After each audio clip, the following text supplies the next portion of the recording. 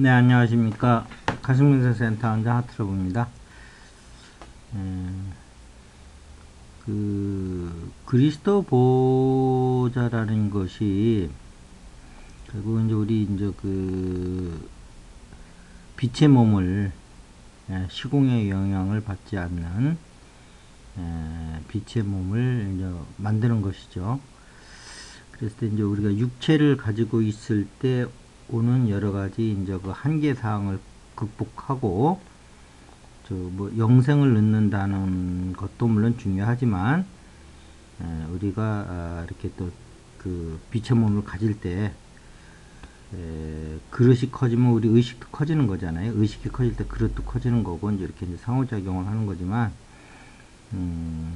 그래서 이제 그 마음을 담고 있는 그릇이 이렇게 물질의 몸에서 빛의 몸으로 변할 때 우리 존재도 여러 가지 면에서 이제 변화가 일어나는데 오늘 뭐 변화를 얘기한다기보다는 그 이제 만들어가는 과정을 좀 얘기하려고 그래요.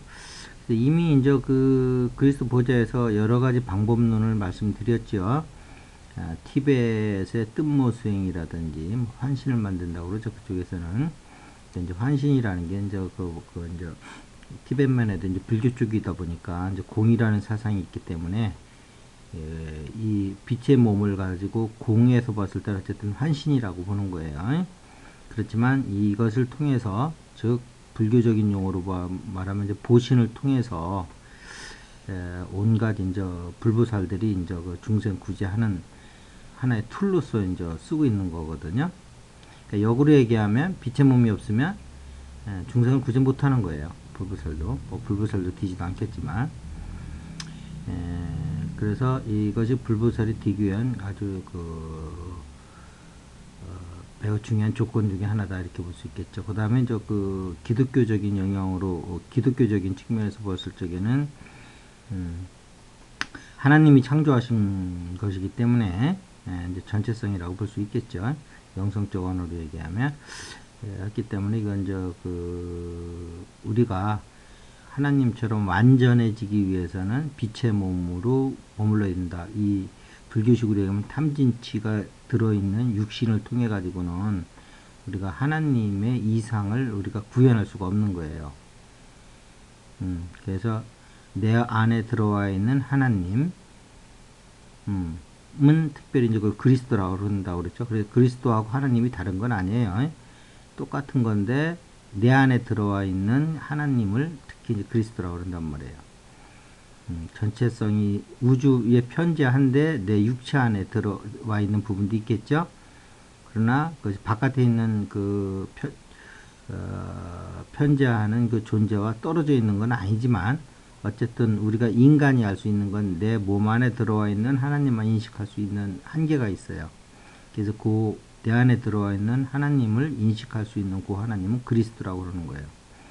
근데 이 그리스도가 바로 나라고 하는 존재와 우주 보편적인 존재의 하나님을 연결시키는 또 브릿지 역할도 하는 거예요. 수용기관 역할도 하면서 아시겠죠? 근데 이 내 안에 들어있는 하나님을 통해서 내 안에 들어있는 하나님과 하나가 돼가지고 내 안에 들어있는 하나님 그 자체가 될 때 우리는 빛의 몸이 되는 것이고 이것은 티벳에서 얘기하는 그 빛의 몸과는 좀 다른 것이 거기서는 이제 부정모혈의 그 정광명으로 된 불계 명점을 통해서 이제 그 환신을 만들어 가는 데 비해서 여기서는 현재 육신을 진동수를 높여서 하나님과 합의를 하면 이제 하나님이 진동수가 되면 그 진동수가 우리 몸까지 끌어올리는 거란 말이에요.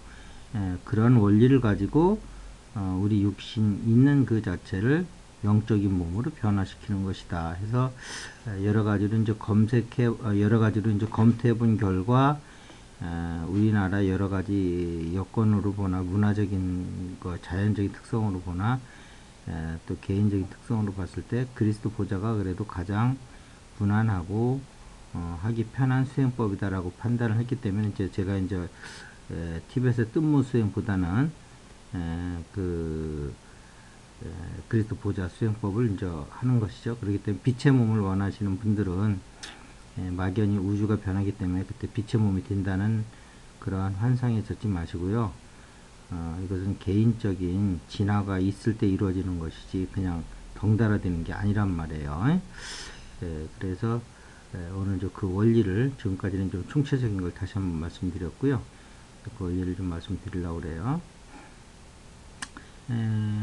그 얘기하는 툴로서 좀 이용할 게 우리가 이제 인의 예지방을 앞에 이제 그 화면에 띄워놨는데요. 이걸 가지고 이제 얘기를 좀 전개해 볼까 합니다. 여기 보면은 요거는 이제 우리 이제 인성의 방을 얘기하는 거예요. 인성의 방 가슴 앞쪽에는 인과 예가 있고요. 인의 예지 중에 인과 예는 이제 사랑인 거죠. 사랑이 또 구체적으로 나눠지면 이제 인과 예로 나눠지는 거예요. 인은 역지사지하는 거죠. 그다음에 예는 그 이제 상대방을 이제 존중하는 거죠. 그런 거고요. 그다음에 뒤에는 이제 의가 있고 지가 있죠.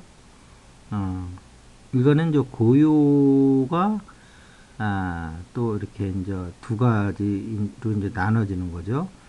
고요 속에서 의가 드러나는 거고 이제 지혜가 드러나는 것이다.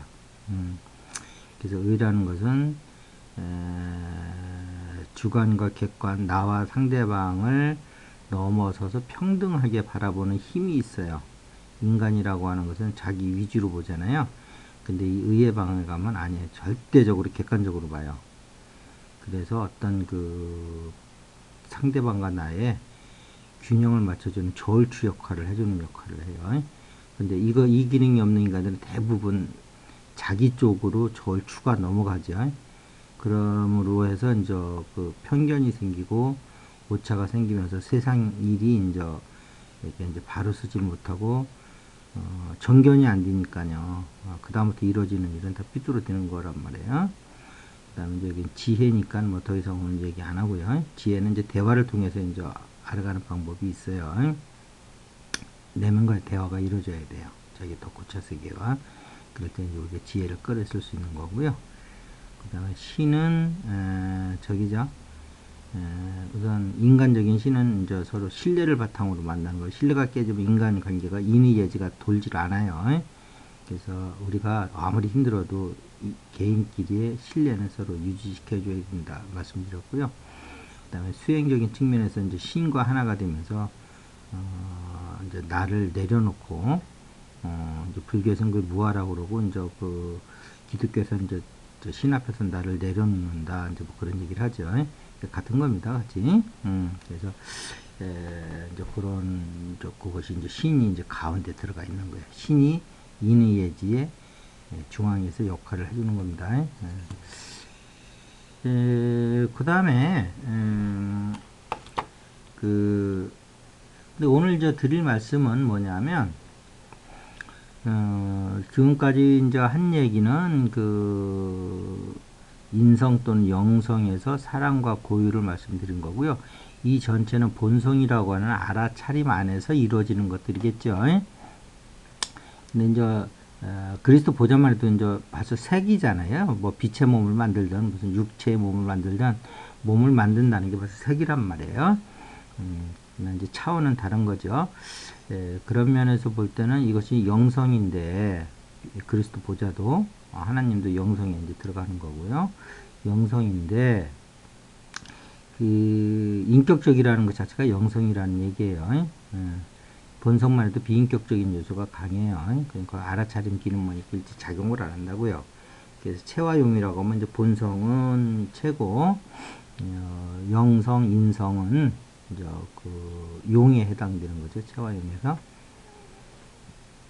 자, 그런데 이 그리스도 보좌에서도 보면 티벳에서는 이제 부정과 모혈이라고 그러죠. 아버지의 정과 어머니의 이제 혈로서 우리 존재가 이제 태어나는데, 그래서 거기서는 이제 뜬모 수행을 할 때도 밑에서 이제 수승화강 원리인데, 그게 걔네들 수승화강 원리로는 밑에서 모혈이 올라가고 불계명점으로, 그 다음에 제3회는 이쪽에서 부정이 내려오는 거예요.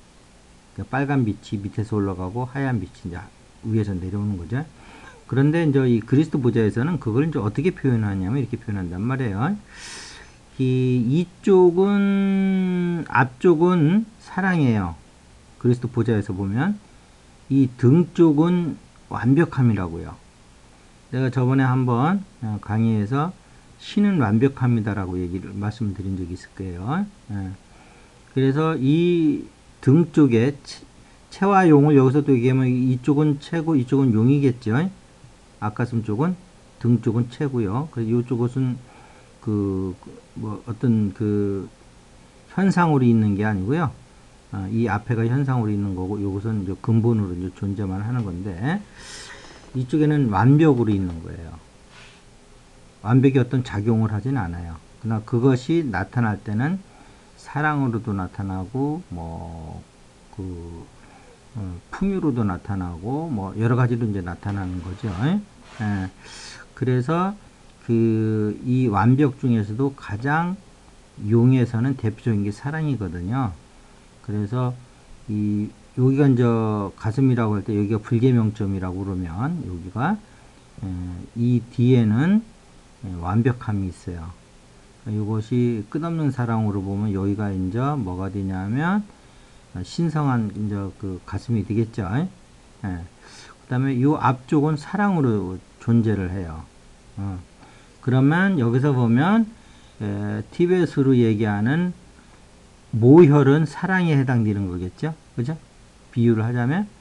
그 다음에 부정은 완벽함, 아버지의 정은 이 완벽함으로 이제 되는 거죠. 그래서 사실 원리를 보면 비슷한데 문화에 따라서 이렇게 이제 표현하는 게 다르다라는 걸 여러분들이 아시면 돼요. 그래서 우리가 수행을 할 때 이 뒷면 등 쪽에서는 완벽함을 가지고 있고 이쪽에서는 사랑을 가지고 있으면서 완벽과 사랑이 만나지면서 즉 아버지, 상징적인 아버지와 상징적인 어머니의 에너지가 만나서 즉 음의 에너지와 양의 에너지가 만나서 하나가 됐을 때 그것이 음양으로 갈라지기 이전에 존재로 다시 환원이 되는 거예요. 그러니까 여기서 음양은 완벽과 사랑으로 보는 거죠. 완벽은 음이고 양은 사랑인 거죠. 이건 체고 이건 용이고. 그래서 음양이 결합이 돼서 음양 이전에 음양으로 갈라지기 이전에 존재로 다시 들어오는 거예요. 그러니까 음양으로 갈라진 존재는 뭐냐면 인간 육체잖아요. 빛의 몸은 벌써 이것이 음양으로 갈라지기 이전의 상태로 이제 들어가는 거거든요. 그래서 그것을 티베트 애들은 부정과 모혈로, 물론 이제 그쪽 공부하신 분들은 제 얘기를 바로 알아듣으실 거예요. 표현하는데 그리스도 보좌에서는 완벽과 사랑으로 표현을 한다. 근데 그것이 같은 말이다. 그래서 모정은 사랑으로, 부정은 완벽으로. 그래서 우리가 신성을 들려면 이 완벽함으로 존재를 해야 되는 거예요. 완벽함. 근데 여기서 조금 더 나가서 좀 더 말씀을 드리면 본성으로 존재할 때는 자유로움으로 존재하셔야 되는 거예요. 불교에서 그렇게 걸림이 없는 자유를 얘기하는 게 그런 뜻이 있는 거예요. 근데 이것이 신성으로, 즉 인격적 존재로 내려오면 그때부터는 완벽함인 거예요. 자, 자유로울 때 우리가 탐진치, 걸림이 없을 때 탐진치가 일어날 수도 없겠죠? 근데 탐진치라고 하는 것은 뭐가 부족했을 때 나타나는 것인데, 부족하니까 탐하는 거고, 진하는 거고, 치가 나오는 거잖아요. 근데 완벽함이라는 상황에서는 탐진치도 없겠죠. 근데 이것이 이제 음양으로 갈라지면, 완벽했다는 하나가 음양으로 갈라지면 반쪽으로 갈라진 만큼 넘치는 부분과 부족한 부분이 나오니까 이때 이제 탐진치가 나오는 거란 말이에요. 그래서 이 탐진치라는 것은 꼭 깨달아야지만 없어지는 게 아니고, 이 신성을 통해서 완벽함으로 들어갔을 적에도 거기는 탐진치가 없다.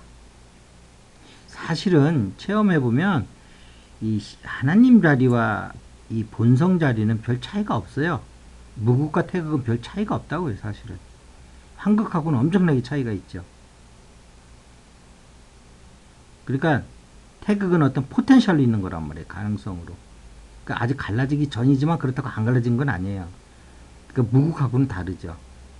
그러나 아직 그 활동이 없기 때문에 예, 거의 비슷해요. 근데 비슷한데 그래도 굳이 얘기하면 본성은 자유로움이고요. 명확한 개념으로 잡고 계셔야 돼. 수행을 오래 하실 분들은 신성은 완벽합니다. 그 다음에 인성은 사랑으로 이제 있어요. 인이죠. 인. 공자가 얘기하는 인. 기독교적인 사랑하고 좀 달라요. 좀 내용적으로 보면 큰 차이는 없지만 인하고는 사회적 관계 속에서 좀 더 인이 더 현실 속에서 많이 이제 작용되는 거고요. 그 인을 가지고 한평생 얘기한 거잖아요. 인을 그 상황에 따라서 어떻게 써야 되느냐를. 예, 그래서 오늘은 여러분들이 그 그리스도 보좌를 통해서 빛의 몸을 만들 때 필히 알아야 될 이렇게 완벽과 사랑의 원리에 대해서 이것이 가슴에서 여러분이 만나줘야지 이제 그때부터 이제 저기를 할 수 있단 말이에요. 그리스도 보좌를 해서 빛의 몸을 만들 수 있으니까 그쪽으로 좀 말씀을 드렸습니다. 자, 관심 있는 분들에게 많은 도움이 되기를 바라면서요. 오늘 이것으로 마치도록 하겠습니다. 감사합니다.